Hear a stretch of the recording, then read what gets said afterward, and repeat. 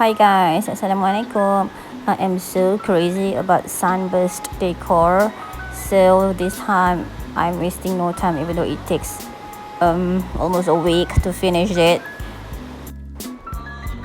You can get these skewers from ecoshop. They have two different sizes if I'm not mistaken. Get a piece of cardboard and cut it as per a little bit smaller than your clock. Just a little bit, not more than 0.5 centimeters because we want it to be neat. Cut out a space for the battery and the hook.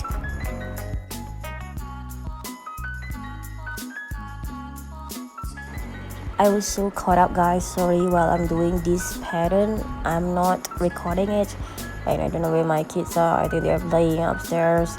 Okay, it's like a pattern of V. I divided the round shape cardboard into 12 equal sections. Put one piece of skewers in the middle of each sections.